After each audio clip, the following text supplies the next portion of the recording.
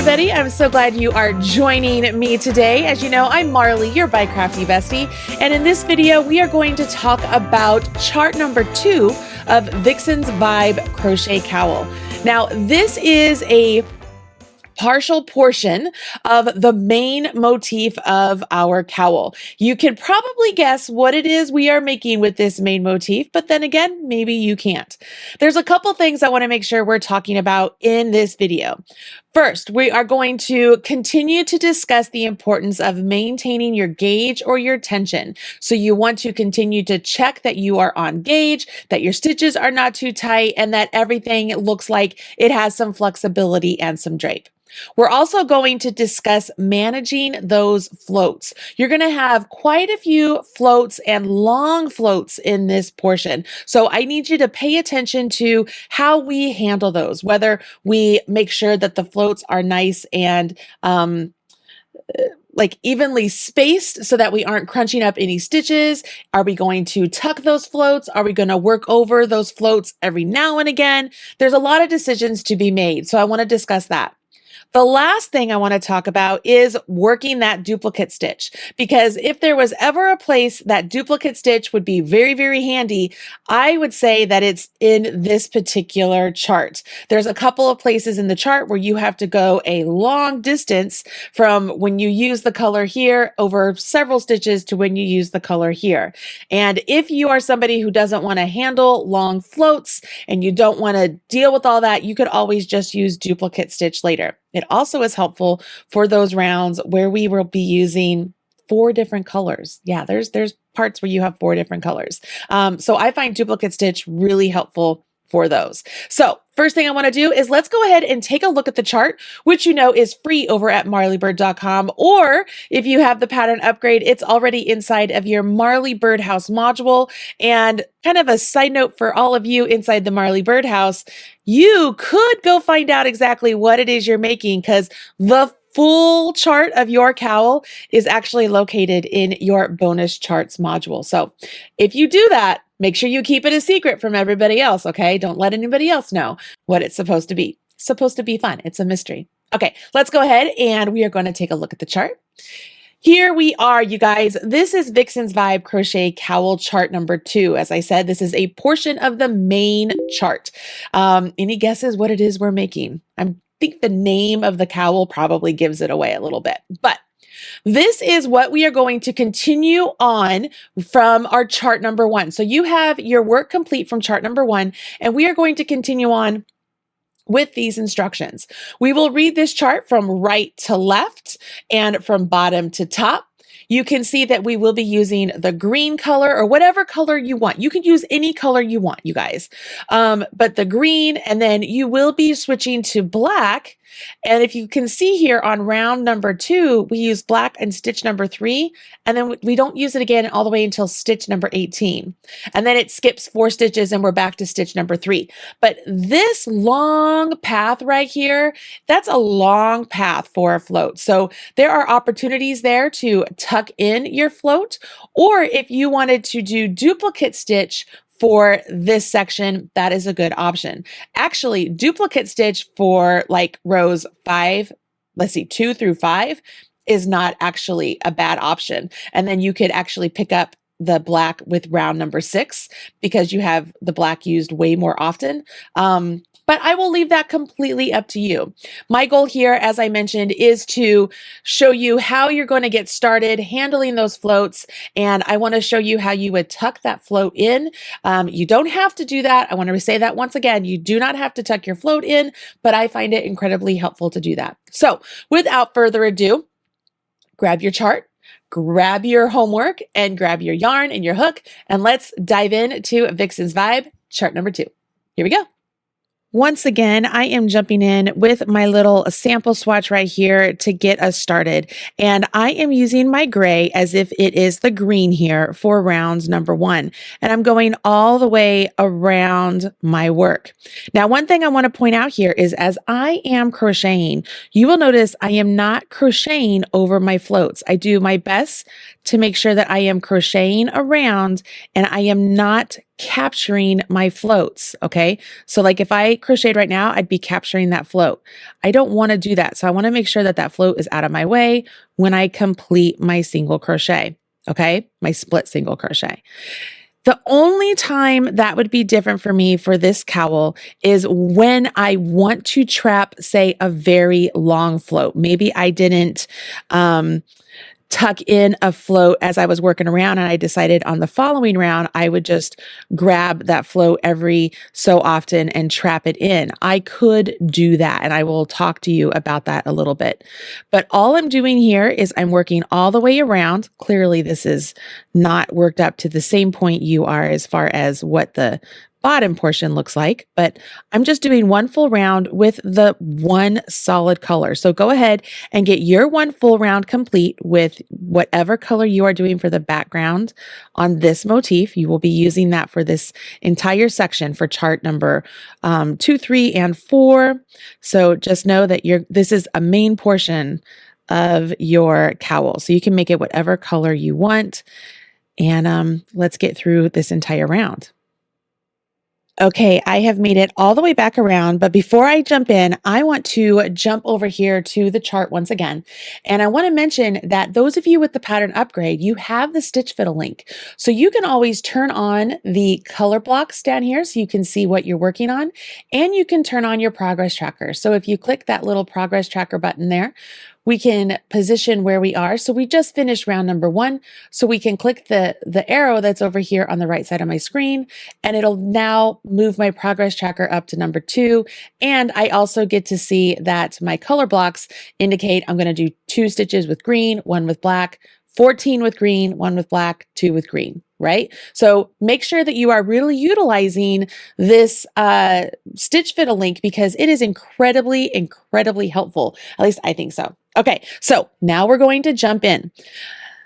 As I mentioned before, if you are not interested in carrying that black all the way across from, one point to the next, you can use duplicate stitch, but let's assume we're going to go ahead and just carry it. So I'm going to use my gray as if it is the green. And of course, I'm going to just work my 2 stitches with my gray. Now, I know my next color needs to be black, so I am going to pretend this teal color is black because it's easier to see on camera. So I'm going to yarn over my hook before I finish that last stitch, right? Pull through, go into the next stitch, actually create, if I can get my tail out of the way, actually create that stitch. So I'm going over my hook, yarning over my hook, pulling up a loop, and this is just 1 stitch. So I'm going to finish with my gray. Okay, now I have 14 stitches with my gray. That means that the blue, again, when I use it, it's going to have to go along this huge path. So at some point, as I'm working across, I'm probably going to tuck my end in, and I'm going to show you how I do that. Okay, so just a quick indication of where I am. I have my main color that I am using for this motif in my left hand, right? Because I'm a right-handed crocheter. And I have what I'm calling my complementary or contrasting color. I am working with it in my right hand. I'm holding it 2 hands because it just is easier for me to do it that way. I am going to tuck in the color that is over here in my right hand. Okay, so that way it doesn't have a very long float. And here's how I'm going to do it. I actually have a couple options, right? I can do it right here where I yarn over my hook and pull up a loop and then take my yarn, wrap it around my hook over top, just like I normally would, and then wrap my hook with the main color like I normally would. Now I'm going to treat that teal right there as if it is a loop on my hook, and I'm just going to pull my gray yarn over through it. Okay, it's just going to hide it back there. Okay, can you see it just hides it right back there. It just twists it right around. All right, so that's my first option. Now I'm going to go on. I'm going to work a few more stitches here. Again, I'm always at the same time making sure that that first loop I pull up on my hook is always nice and relaxed, because that's the one that determines the size of your stitch, right? Because you don't want your stitches too tight. If they're getting too tight, you're going to look like you're wearing a neck brace instead of an actual like droopy little cowl. All right. And let's tuck it in again maybe right here. All right, so I'm going to pull up a loop. This time, okay, this is the great thing about tucking it in. Instead of the yarn coming from all the way down here, obviously it's coming right there because that's where I tucked it in. But this time, let's tuck it in a slightly different manner. Instead of going over my hook this time, I'm going to go underneath it. Now with my gray, I'm going to yarn over my hook. And this time, I don't want this to be a loop on my hook, so I'm going to unwrap it. Okay, I just unwrap it. I finish my stitch like I normally would, and I carry on. Let me go ahead and do the next one, and I'll show you what it looks like. So what I did is now this, literally, it's not twisted around the loop like this one down here is twisted. This one, it's just laying there. Okay, you need to decide which way is easier for you, which way is best for you. I know that with the twisted one, as I go back and I work into this stitch, I'm going to actually end up covering up that twist. So it's a little bit bulkier than this one, but you have to decide which one is better for you. Okay, so how many stitches have I done here? So that's 1, 2, 3, 4, 5, 6, 7, 8, 9, 10. So I'm going to be good. Like, I don't think I need to tuck in anymore before I have to use it again, right? Because that's 11, 12, 13, and 14. Now, the thing here about tucking in as you work along is it's not really difficult when you're just using 2 colors. Where it gets tricky is where you're using more than 2 colors and you have to tuck in more than just 1 color as you're going along. So that way, you know, you don't have just a random color with a really long float.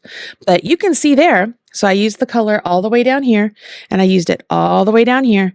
And I just have these, I have a float there, and a float there from tucking it in instead of one super long float.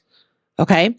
Now I could do it with one super long float and then on the following round, like snag the float up and crochet around it. But honestly, if you can figure this out, if you can do the tucking in this way, it just makes things so much easier. Okay. So I'm going to show you one more time. So let's get over to where we are going to use this again, because this would be a completion of the chart, right? So we're going to start the chart again. This would be my first 2. Because you know you repeat that chart several times. I don't have to tuck it from here, right? There's just that little bit of a distance. So I yarn over, I go in, yarn over, pull up, and then come through. Now this is where I have to decide how often I want to tuck it, okay? Rule of thumb is you tuck stitches anywhere from 4 to 6 stitches after you cross like 4 to 6 stitches. You can do it however often or however less often as you want.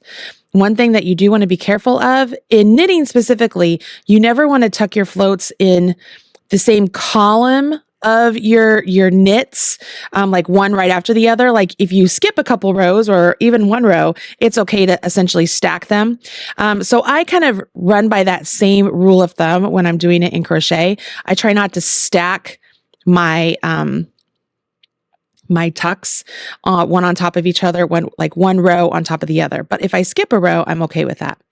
So you notice I wrapped with the green, then I wrapped with my gray. I'm treating the green like it's a loop on my hook, and I'm pulling through all of them. Okay, that's the one that kind of like twists the yarn around the gray. Okay, now I'm going to keep going, and we'll do it the other way.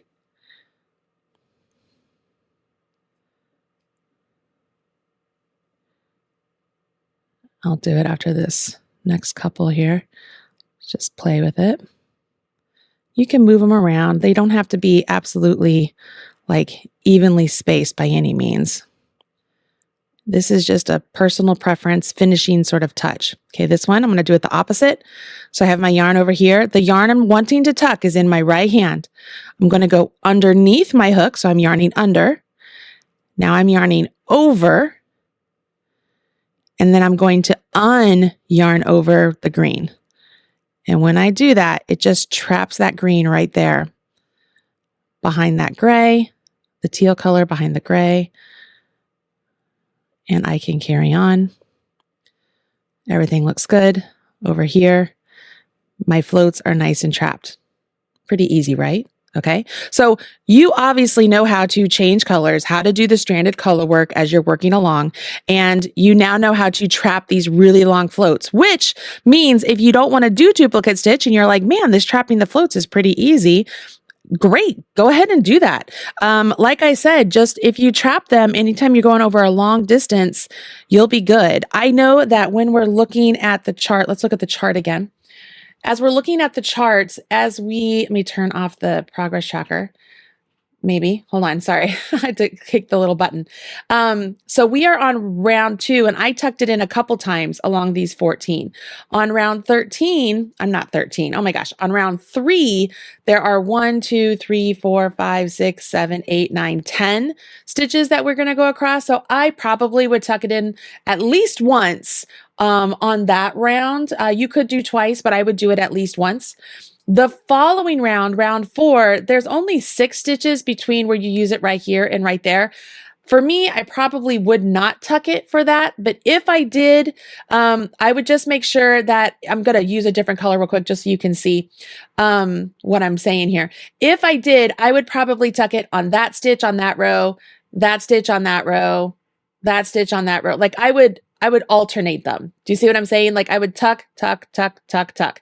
The last thing you want to do, and again, goes back to my rule of thumb with knitting, you don't want your tucks all stacked on top of each other because the color tends to bleed through. Now, does it bleed through in crochet?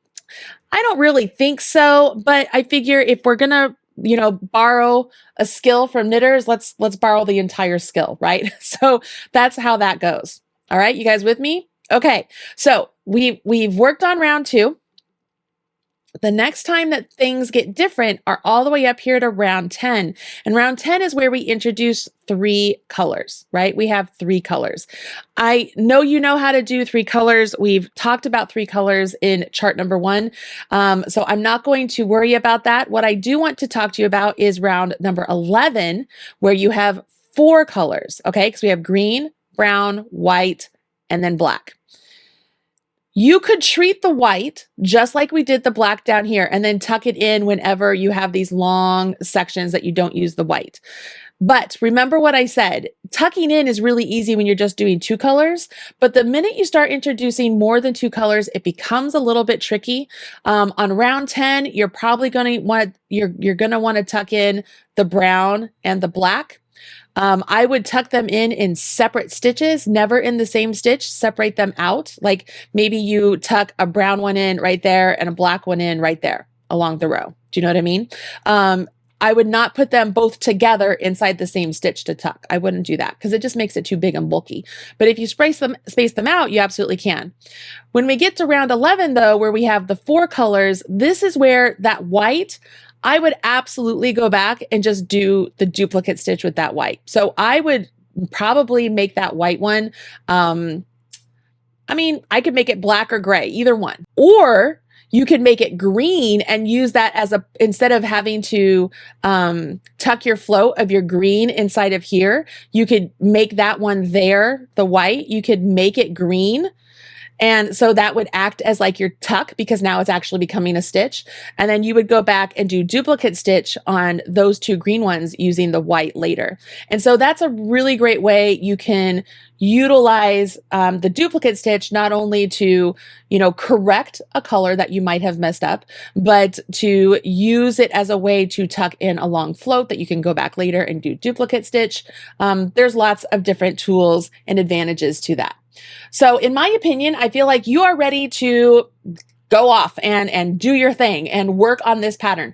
I just want to remind you again, take your time, make sure that your stitches are not getting too tight or too loose. You want to maintain the consistent gauge throughout. If I remember correctly, it's 16 stitches over 4 inches. Your fabric should be nice and pliable. When this is worn, we want to be able to like squish it down on yourself, okay? It's a little tricky with the acrylic. It makes it a little bit more rough than like if we were using a merino. But if at the end of the day, we want to go and use some steam on it to relax it a little bit, we can do that also. Be careful that you're not having any sort of puckering happening. And if you did not give it a try with holding the yarn in 2 hands last time, give it a try now. You might end up really liking it. Hopefully this is getting faster for you and you're enjoying this process. And once this part of the chart is done, you'll be ready for the next portion, which is, it's exciting because it's so stinking cute. Anyways, I'm Marly Bird, your By Crafty bestie. I can't wait to see your progress. Make sure you snap a picture and share with me on social media. Use hashtag mmmdi for Marly Made Me Do It. And I'll be sure to smash your like button. See you in the next video, everybody. Bye.